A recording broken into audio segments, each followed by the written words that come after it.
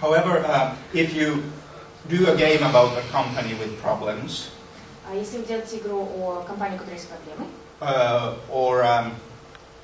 and if you in such a situation have a boss who is very sensitive to critique, и если у вас такая ситуация, что ваш босс очень чувствителен к критике, this person may well ask after the game, did you also think this way about me, and so on. То после игры этот человек может спросить, думает ли вы сами то же самое, что думал ваш персонаж. The same has been found out in games that teach school children about how bullying is bad. How? Bullying, yeah. То же самое, такая же проблема происходит, когда пишутся игры для детей о том, что обижать, задирать кого-то это плохо. То есть они начинают переносить действия персонажей на действия игроков. So if they go too close to reality, people stop playing their characters. Если игра подходит очень близко к реальности, игроки перестают играть персонажей. So what we did with this one, we decided that every 5 minutes they change characters.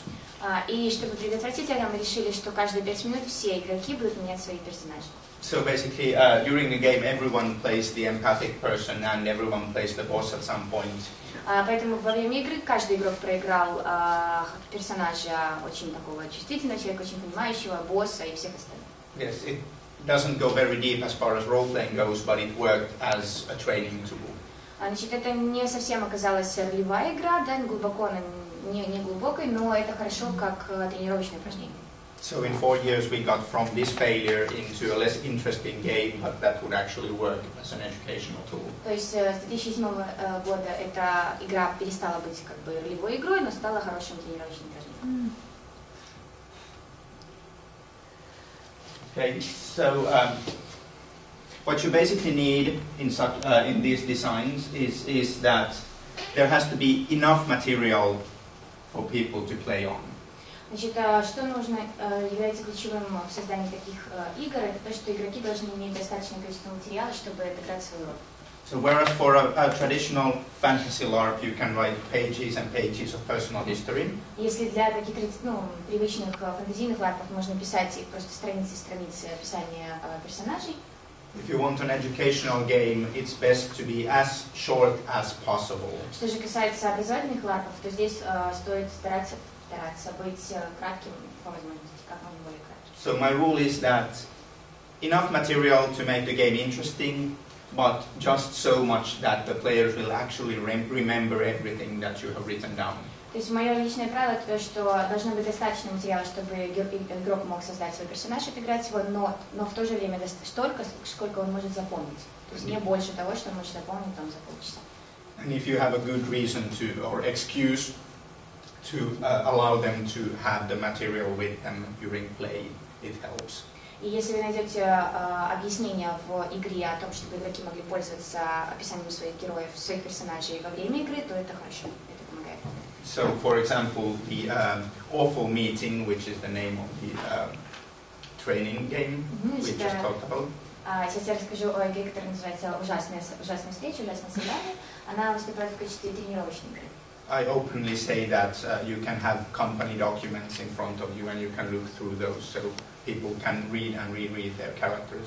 Я как бы просто объявляю всем игрокам, что они могут использовать документы компании и читать их во время игры, то есть заново, если в этом есть необходимость. Because that way the illusion, which is very important for roleplay, isn't as badly shattered. Потому что в этой тренировочной игре тот факт, что они могут использовать материалы, не разрушает иллюзию самой ролевой игры.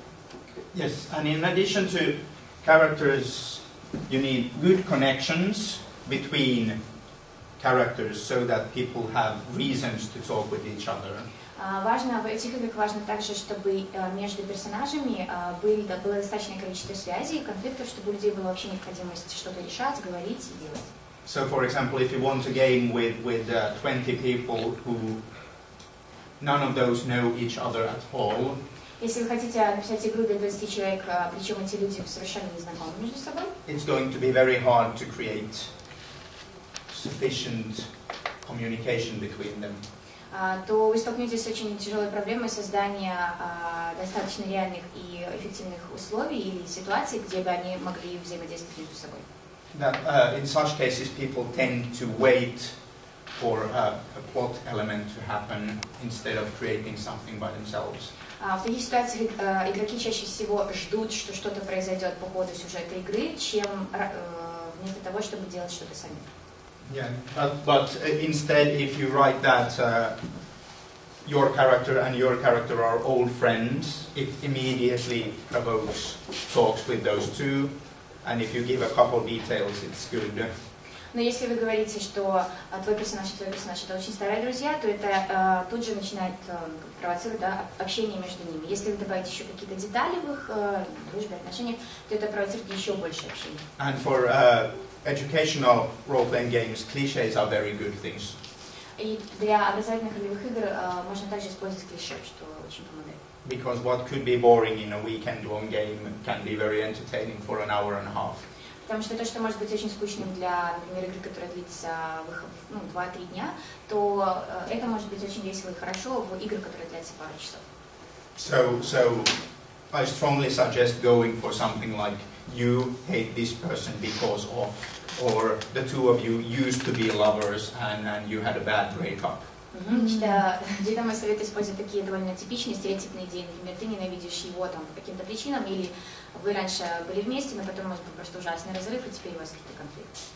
Yeah, and on this tone, saying what kind of a game, as far as style goes, is very important.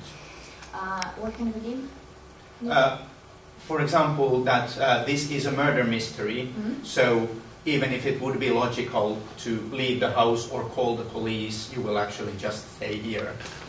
Значит, важно учитывать тот факт, что, например, если вы играете игру, где расследуется убийство, даже если будет логично просто уйти из дома и позвонить в полицию, по игре вы все равно стоите здесь, и важно, чтобы игроки как бы оставались и играли в этот момент, не используя какие-то там логичные, например. Because that way the players will themselves come up with reasons not to do something strange. Значит, потом игрокам просто придется самим придумывать какие-то оговорки, причины, чтобы не делать какие-то непонятные вещи. Yes, for example, in Finding Guilty yesterday, which was run yesterday, I think in every character now is stated that you don't want the police to come here. Так, например, в «Поисках виновного», игра, которая проявилась вчера, сейчас в описании каждого персонажа есть такая фраза, что вы не хотите, чтобы полиция сюда приехала. Вообще никак. Потому что логично по ходу игры вызвать полицию. And from this we come to the second key point, that you need what I call revelation mechanics. That means that in every game there are some sort of secrets or connections or plots. And you need a way to make sure that those come out and become material that is played. Значит, в каждой игре есть какие-то секреты, какие-то этапы сюжета, и задача мастера, того, кто проводит игру, сделать так, чтобы эти секреты или эти этапы сюжета все-таки были проявлены и стали очевидными в игре. So roughly put, if you give someone a dark secret, make sure at least one character knows it sort of almost exactly, and a couple of others should be suspicious of it. Значит, если у вас есть у какого-то персонажа какой-то секрет, вы должны сделать так, чтобы один хотя бы другой персонаж знал об этом наверняка и мог как бы его шантажировать или использовать это, и несколько других персонажей, которые могут просто подозревать об этом секрете. Because if you want it to come a part of the play, you can't really trust that, for example, one person will use it. Потому что если вы хотите, чтобы этот секрет был частью игры и использован, например, для стимулирования какого-то конфликта, вы не должны ни в коем случае доверять только одному человеку и давать ему право это использовать. Он может просто этого не сделать, и тогда этот конфликт не разыграется вообще.